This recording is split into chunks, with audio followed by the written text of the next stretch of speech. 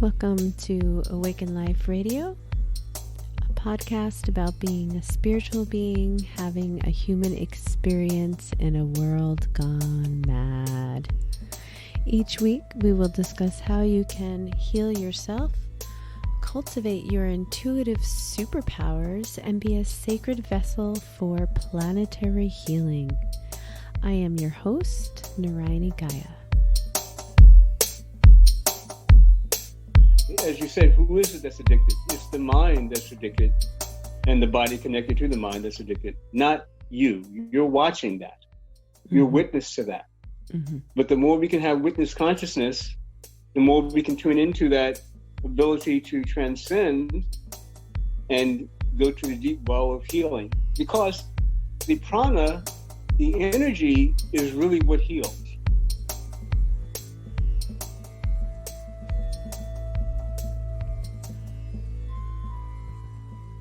On today's episode, we get into all things discipline and commitment on the spiritual journey. I have a chance to speak with Manu Dawson, who is quite an accomplished yogi and functional medicine practitioner from New York. If you struggle with your spiritual practice or your lifestyle choices, you definitely want to check out this episode.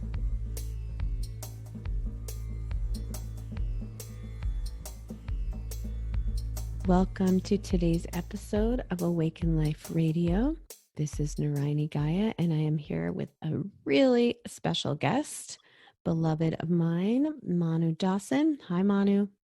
Hi, Narayani. How are you? I'm good. I'm really looking forward to our conversations because, during COVID, we've been having so many epic conversations, and, we've known each other now, 20 years? Geez, long time.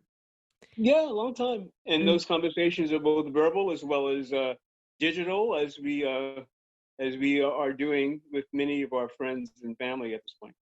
That's right.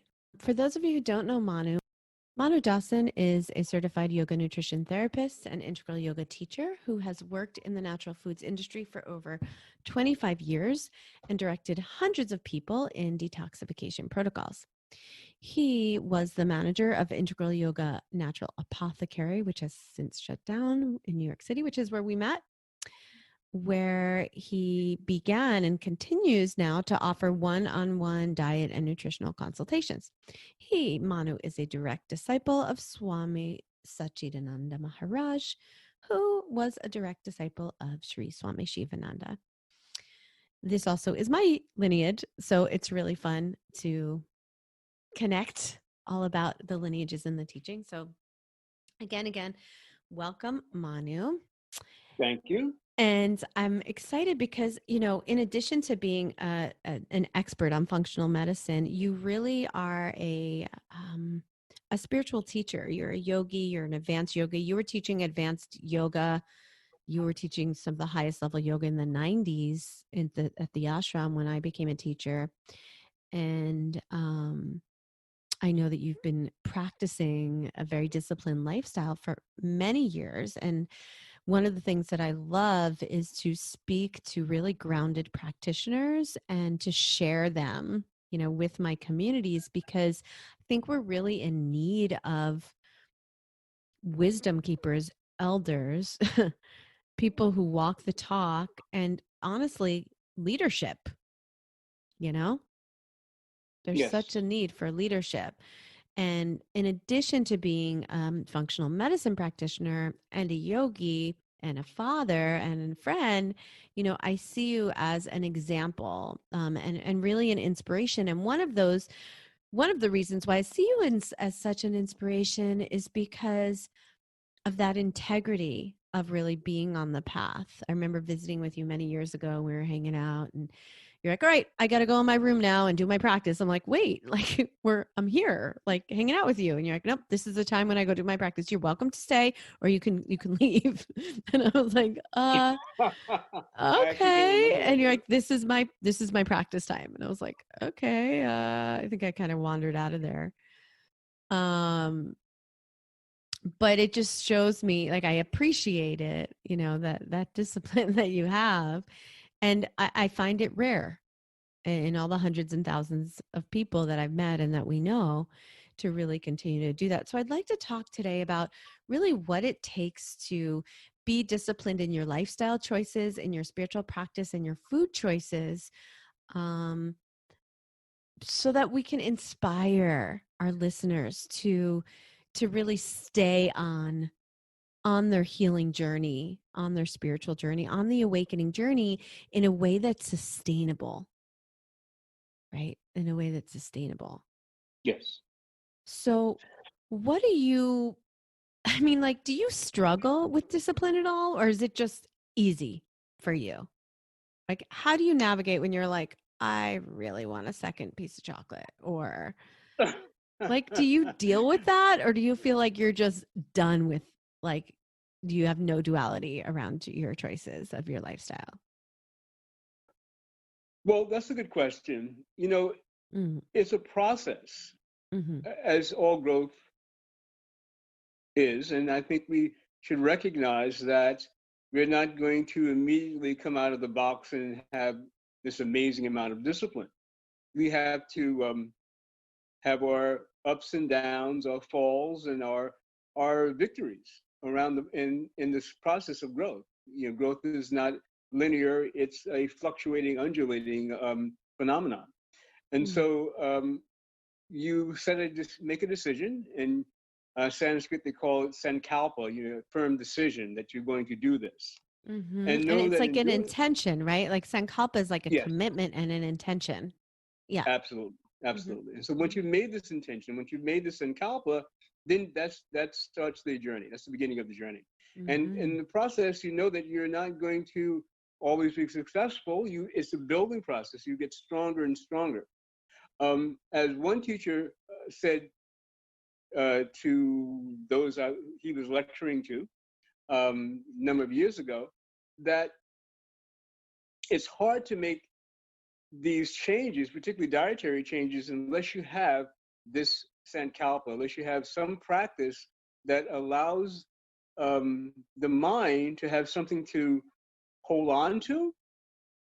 And because the mind is always mm-hmm, going to be working while we have our minds. And so when we have our minds, mm-hmm, before we reach states of mind transcendence, that's the goal. But um, in most instances, our minds need something to hold on to. So you give something, give it something to hold on to, but also mm-hmm, know that it's going to rebel, and that's part of the process. So you won't say, listen, I'm going to immediately stop all bad habits, so to speak, and just tread that path.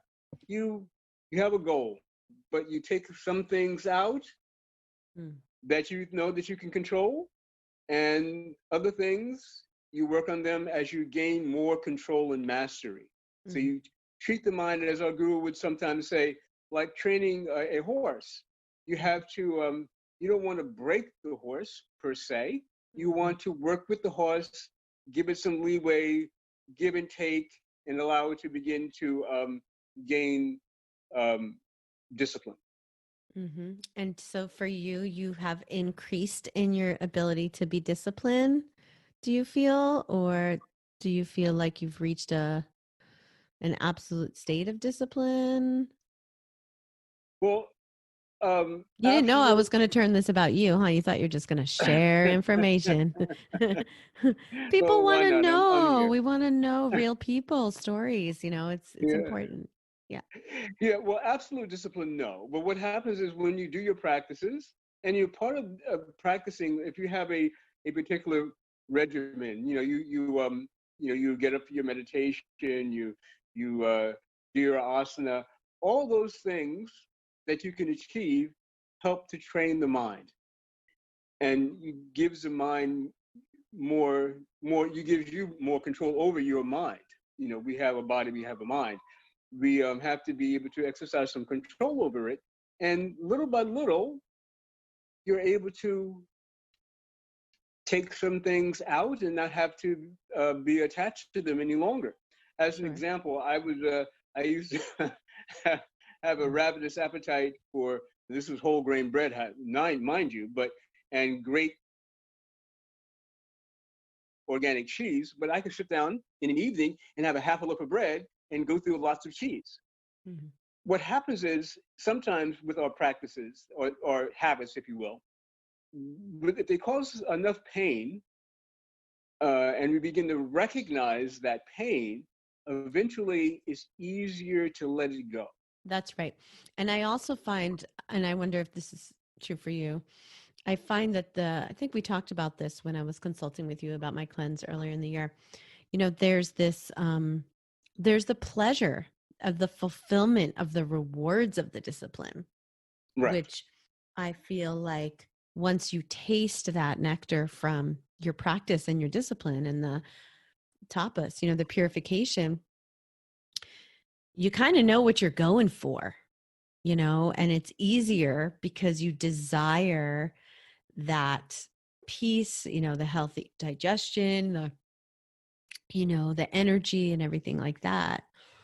For me, that's what I find keeps me, especially when I'm doing very disciplined cleanses or regimens, right. You know, to say, and that's a good point, because once you achieve something, you find some benefit in what you practice, that'll motivate you to continue to the next level. So at this point, for me, the universe has gifted me with some control over what I eat. There, at a certain point, it's no longer a battle. It's just what you do. You know, you've created a groove in the mind, and this is where you are at that moment. Yeah. Let's talk about the grooves in the mind. What can you tell me about the new patterns and the physiological effects that happen as a result of new patterning of how we are living and choosing to not just act or eat or practice, but how to think? What can you tell me about the grooves in the mind? How does that happen? Well, you know, as I mentioned, the mind is active and it's going to attach itself to something. So what you want to do is give the mind something to attach to that is beneficial and is fairly easy for the mind to hold on to. You know, initially, it might be something something relatively easy. Okay, once a week, I'm going to have a day of fasting. Can't do a full day. Once a week, I'm going to have a day that I have no chocolate. Or once a week, there's going to be a day when I have 5 glasses of purified water. Something that you can fairly easily achieve, and then begin to build on that. And each of those things that you achieve creates the groove in the mind. And then you add another groove, because remember, the mind has to have something to hold on to. So you give it something that's good and something that's pretty easy to achieve. And as you mentioned earlier, when you feel better, you feel the physiological benefits, and you feel good about the fact that you made this, that you've achieved something that can motivate you to continue. We have to remember that our bodies are a crystallization of the mind. So as we change our bodies, the mind will change, and vice versa. Yeah, right. How do we change the body? Well, you engage in a good physical practice that you like. It has to be something that you enjoy, because if you don't enjoy it, you probably won't sustain it. So it's hatha yoga or qigong or tai chi or other martial art forms or Pilates, whatever it might be. Absolutely. That can help. Absolutely. Yeah. And then the brain, are there grooves literally in the brain that form as a result of new neural pathways? Do you know about that? That might be something to speak with more about with the quantum physicists that I want to get on this podcast. Absolutely. Yeah. The brain, because again, your physical form of your body is a crystallization of your mind. And so it will create the physiological changes that will occur in the body and the brain and the gut as a result of our thoughts. Our thoughts are very powerful. Yes. And we recognize the connection between the gut brain axis and how the gut talks to your brain, but the mind, getting the mind at a certain point, in a certain level, and letting that information go to the body will literally change the cells, the structure of your body, because we know we make new body cells all the time. Some cells replicate faster than others, but they all replicate. And we used to think, or it was thought in Western science, that brain cells that you got at birth were all that you were going to get, and if they died, you weren't going to get any more. But now we know there's something called neuroplasticity, and that we make new brain cells. Right. And it's relative to what we eat and consume, as well as what we think. Yeah. Amazing. Yeah. Amazing. Yeah. I'm thinking about a lot of my students and clients who really struggle with discipline. And the same thing, I advise people start with one day, can you cut out chocolate for one day, just tomorrow, just and plan it and journal about it and like pray about it, like really put everything you got into that intention.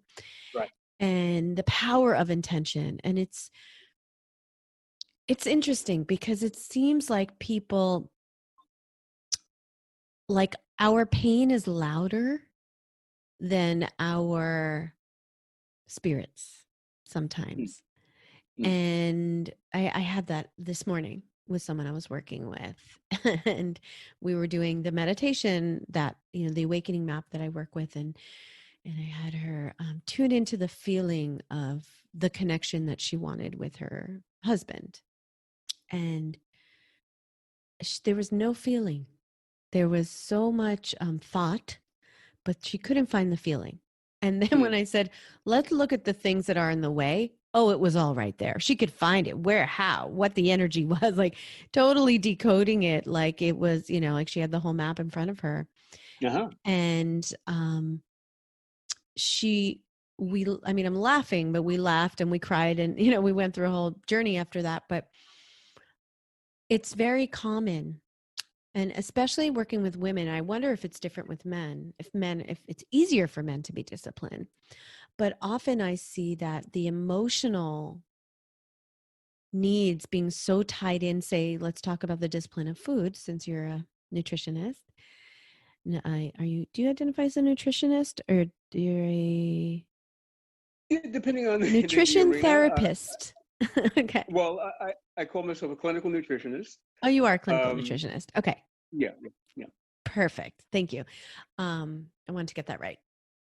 Okay. So, yeah. So, I love yoga. Yoga, really is the foundation. We both come from this lineage that values physical, mental, emotional, spiritual health and vitality. And I remember many years ago, I was getting a reading from my Vedic astrologer, and he said, Swami Satchidananda, his thing is like all about the body, it's really about embodying all of it.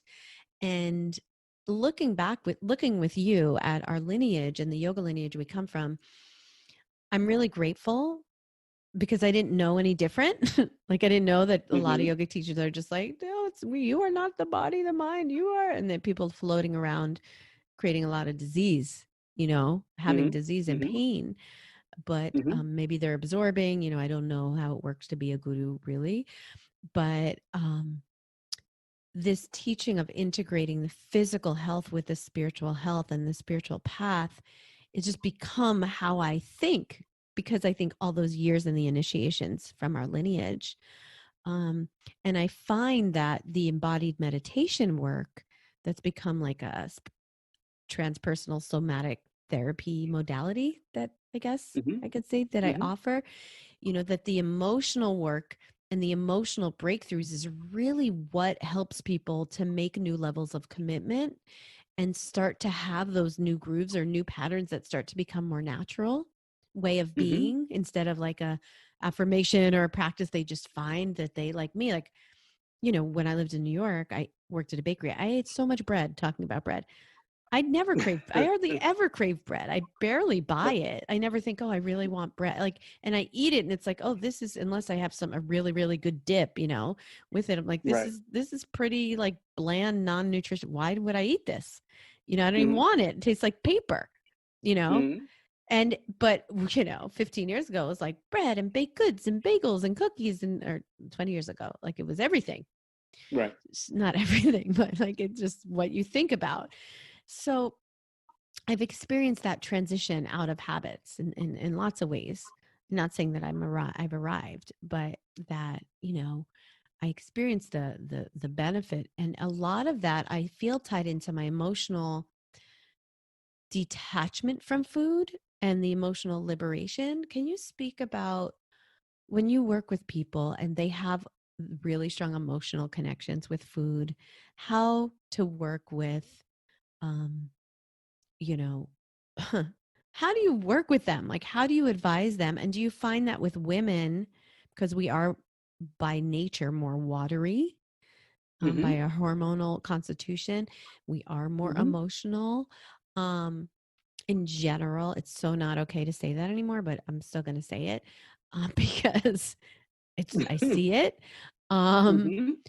that it is more challenging to be disciplined. Or I know Gurudev taught like, oh, we're all the same. What's your experience with that, with supporting people through their emotional attachments that may be keeping them from being disciplined, on the path? Well, yeah, I don't know if good have said that we're all the same, but clearly, sometimes yoga talks about the illusion of the body, that we're not the body, we're not the mind, we're the immortal self, but Yes. we're still in the body. And so we have to utilize the body and the mind together. What do I mean by that? So, just simple biochemistry.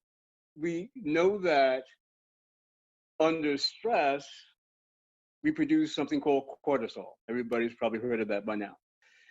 We know that cortisol lowers one of the neurochemicals called serotonin. Now, serotonin is produced in our gut and our brain, but actually more in our gut than our brain, and it makes us feel good.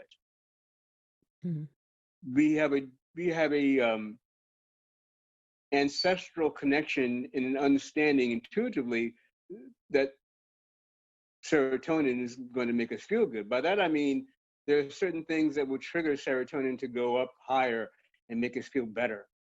And Mhm. so one of those things is carbohydrates. Mhm. Now, during the daytime, this is what happens. We're under stress, producing cortisol like crazy. We lower our serotonin levels. By the time we go home at night, our serotonin levels are really low.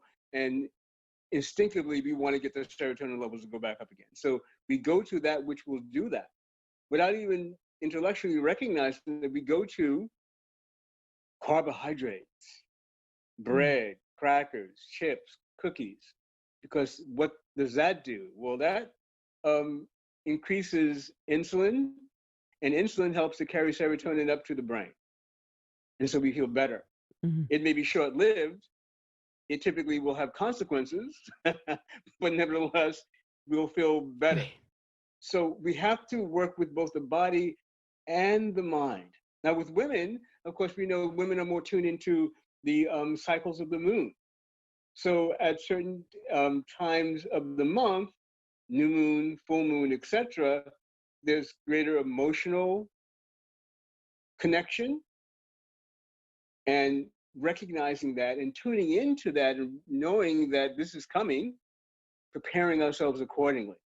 So I tell women oftentimes, if you recognize that you have greater cravings for carbohydrates because of the fluctuation of your hormones during the month, particularly if you have a consistent menstrual cycle, then before that happens, before the menstruation commences, that's the time to see if you can get control over your carbohydrate urges. Exercise some discipline then, and then it will be easier during the new moon or the full moon or the menstrual cycle to have control. So working with what we know about the body, working with what we know about the mind, working with how food is going to affect us mentally is one of the ways that I help clients to gain more control. Does that make sense? Oh, yeah. It's so good. I love that you're aware of women's cycles and that affects our cravings and what we need during those times. I'm getting deep into that study more so now for myself. I know my emotional cycles with the moon and my own moon time.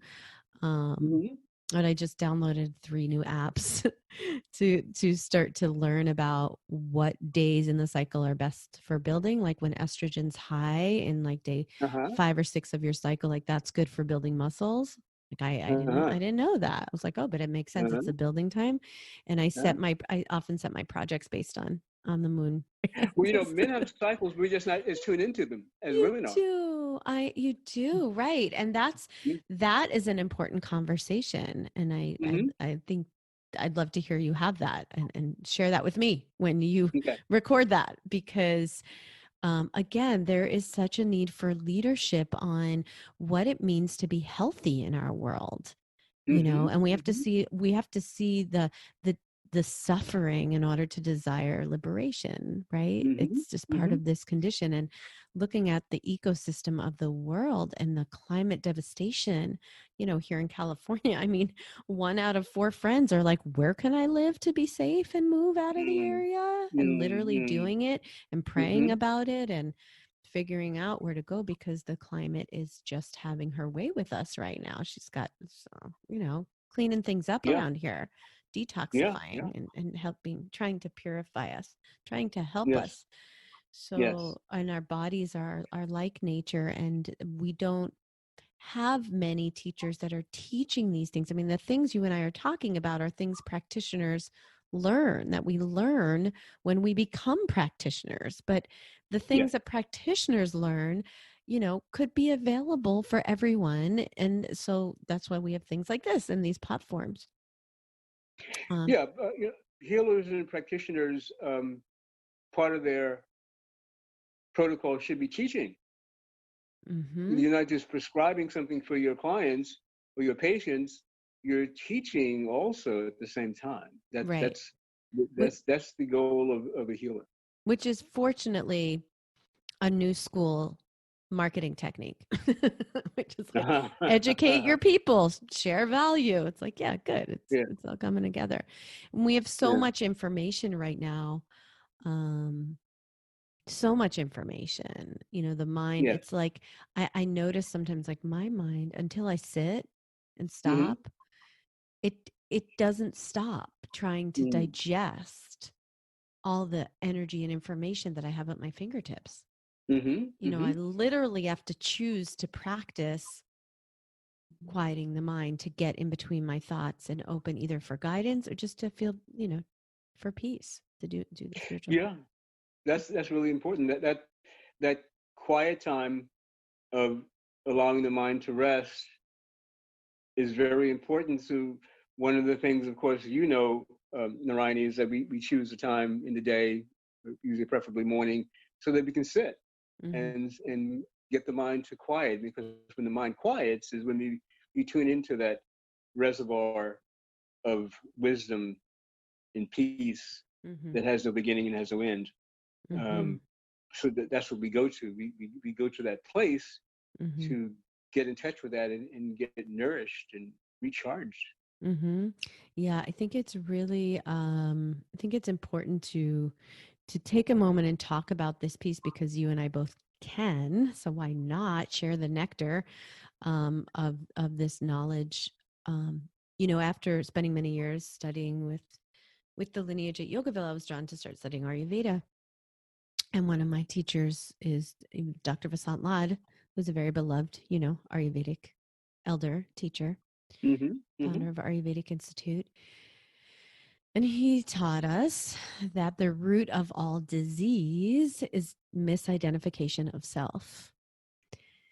And like when that hit, you know, I might have even heard it for years before it landed. Sometimes it takes, I don't know what it takes, but divine right timing, at least, you know, for things to really sink in for you to get it. But it fit right with my own, you know, spiritual awakening experience, mantra initiations, and teachings of dwelling in the identity beyond the personal identity, in the spiritual identity that is akin to the Christ Sophia light of infinite life and infinite love. And it's just so amazing that this holistic medical system and these holistic medical, you know, even shamanic and indigenous traditions will behold the power of awakening to the truth of our identity as the key to heal anything. You know, like we were laughing before, I was telling you about that talk that I did where it was, you know, how to stay on the path. And the joke is that your life is the path because your spirit is always, it's always, the Atman is always existent in the heart. So I find that when we don't know that and we can't dwell in that, because, you know, this is Awaken Life Radio. So we're talking about what it means to be awake. To me, that's what it means to be awake, is to remember that we're spiritual beings having a human experience, and that when we can dwell in that, there's a deeper anchor. Can you share about how you teach spiritually as part of your practice as a functional medicine practitioner, I forgot the terms, as a nutritionist? Clinical nutritionist. Well, yeah, you know, there's so many facets of that. As you said, we are spiritual beings having a human experience, and that's a very important part to jumping off point, if you will. Now, everyone is not necessarily tuning into that when you say that. And as you said, we learn things when it's time for it to sink in. So something that you might have heard years ago, all of a sudden, you know, it's there. And then when there's a really fertile time, you kind of absorb it, and it begins to, it resonates, right? Or lifetime, right? It's like, or lifetime, exactly. Exactly. So from my perspective, I teach my clients that you are having a particular human experience and human body in this particular time.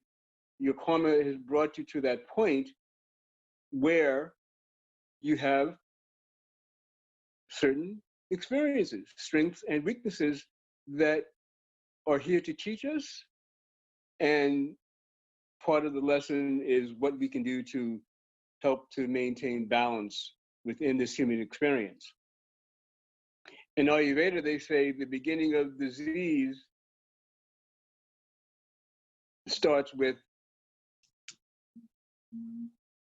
let me retry. That ignorance, if you will, is the beginning of disease. By that they mean we are here on this planet because we are trying to eradicate the ignorance and reach the point of spiritual bliss. That's why we took this human birth on this planet in this time. And there were many before, and perhaps there will be many after. But that determines why we're here now. And with that, we bring certain strengths and weaknesses physically. Some people have perhaps maybe more physical challenges and they have strengths in this particular birth. But it's all part of that process, and recognizing that you are not supposed to be perfect. You're supposed to be learning. Beautiful. Yeah. I love that teaching. When I think of that ignorance in relation to our conversation, I go into a couple of layers. One is this teaching, there's a lot of teachings that people get confused by, because they stop at that, including myself. Right. Like, there's something wrong with desire, right? That like the lower chakras are bad, right? Which is not really what the heart of spiritual initiations teach. But as we talk about like food addiction and emotional attachment and like being disciplined on the journey, I think about those things that are in the way, those stories, those samskaras, those, those impulses that are encoded in the body, really, from either you or your past lives or even your ancestors, that you're not consciously aware of, but that you can't seem to get a handle on.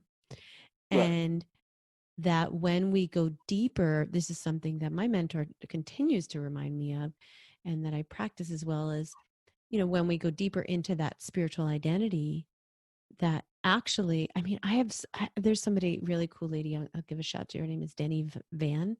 She cured herself of cancer in her 30s, of lymphoma. And she said that she cured herself by dwelling in the awakened state, that she was not her pain, her body, that she's infinite love. And she's a minister, and she's a Christian minister, but she's very open and non-dogmatic. She's very inclusive spiritual leader. And that alone is what healed her from stage 4 lymphoma in her 30s, was dwelling and practicing the deep awareness of the light underneath the shell, and letting that take over everything. And I'm just like, wow, that's it, right? What courage and commitment, Yeah. And I feel like that's wonderful. There's something in that, like with trying to, like, with stopping identify with it, with our issues as our thing, as our identity, rather, like, oh, I have food addiction. Who is it that has food addictions, right? Like, spirituality is such an important part of being healthy. Right. Absolutely. Because it's as you said, who is it that's addicted? It's the mind that's addicted, and the body connected to the mind that's addicted, not you. You're watching that. You're witness to that. But the more we can have witness consciousness, the more we can tune into that ability to transcend and go to the deep well of healing. Because the prana, the energy, is really what heals. That's right. Getting the body kind of out of the way and tuning into that reservoir is what heals. The supplements and the herbs that we take are just different crystallization of pranic healing energy. And acknowledging that allows the healing to take place. That's right. Beautiful. Yeah. Thank you so much for having this conversation today. We can keep going and going. We'll have to do it again next year. Okay. All right. It's such a pleasure. Manu, how can people follow up with you?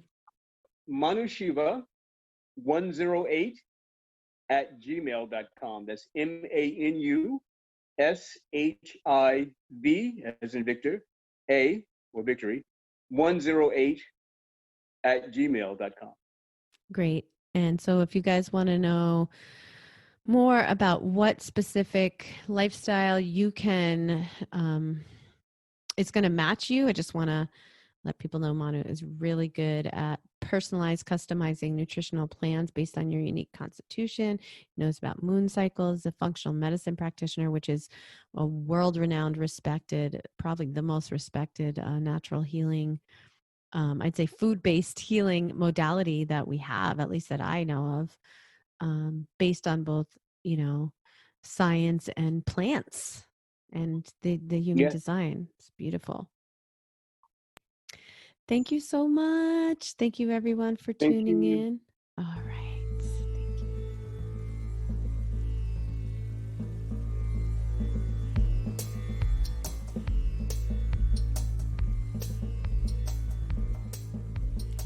If you loved today's episode, and I sure hope you did, You can continue to listen to Awaken Life Radio wherever you listen to your favorite podcasts.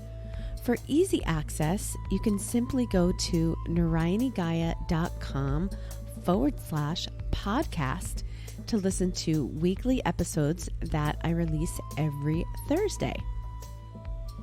Also at narayanigaia.com, you can check out upcoming classes and workshops and review mentorship and private sessions that I offer you to support you on your journey of awakening.